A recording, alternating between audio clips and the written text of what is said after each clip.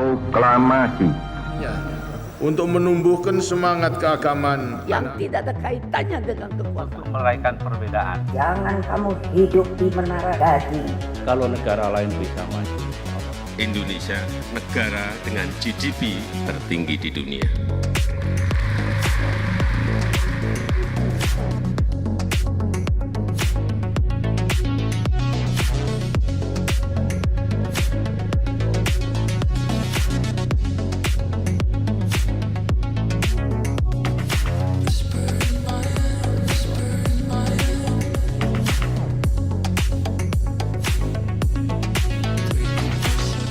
The Fed kembali menaikkan suku bunga sebesar 25 basis point atau BIPS ke kisaran 5,25% hingga 5,55% pada pertemuan bulan Juli 2023 sesuai dengan ekspektasi pasar. Namun, The Fed masih akan bersikap hawkish dengan membuka kemungkinan adanya kenaikan lagi hingga akhir tahun 2023 dan tetap mempertimbangkan perkembangan data ekonomi selanjutnya. Bursa saham Amerika pada bulan Juli ditutup menguat di tengah pernyataan Bank Sentral Amerika Serikat yang masih akan mempertahankan sikap hawkish-nya.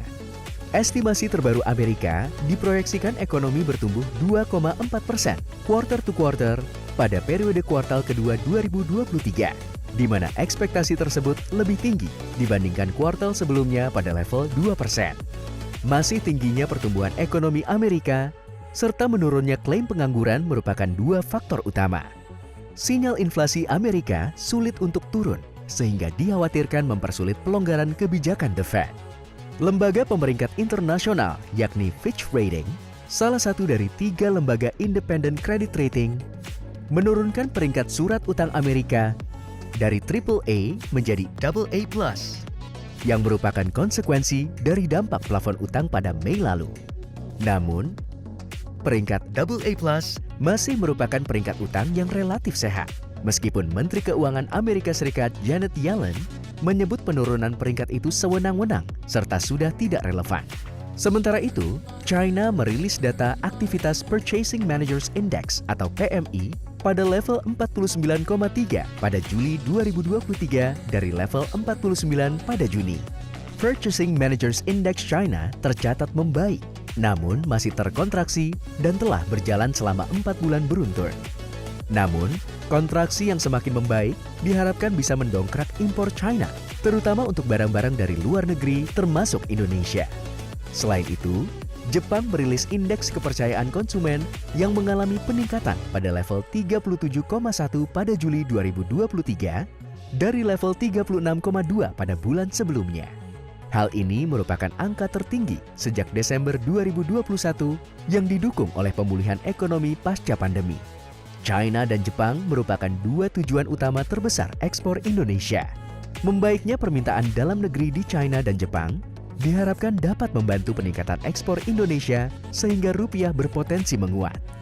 Pada tanggal 1 Agustus 2023, Indonesia memberlakukan aturan devisa hasil ekspor atau DHE. Peraturan tersebut menetapkan para eksportir dengan nilai ekspor $250.000 Amerika Serikat atau lebih pada pemberitahuan pabean wajib menempatkan DHE-nya minimal 30% ke rekening khusus atau Reksus dalam negeri yang difasilitasi oleh Bank Indonesia atau BI. Terdapat 4 sektor komoditas yang wajib memasukkan devisa berupa DHE SDA ke dalam sistem keuangan Indonesia, yaitu sektor pertambangan, perkebunan, kehutanan, dan perikanan.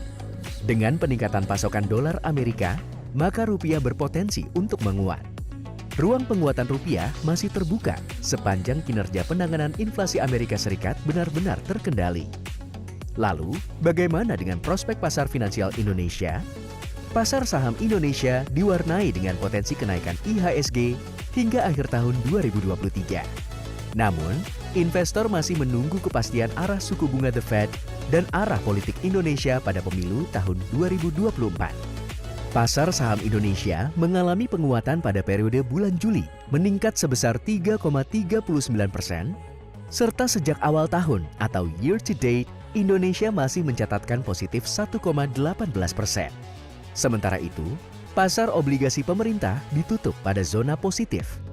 Mayoritas mengalami penguatan harga dan penurunan imbal hasil atau yield.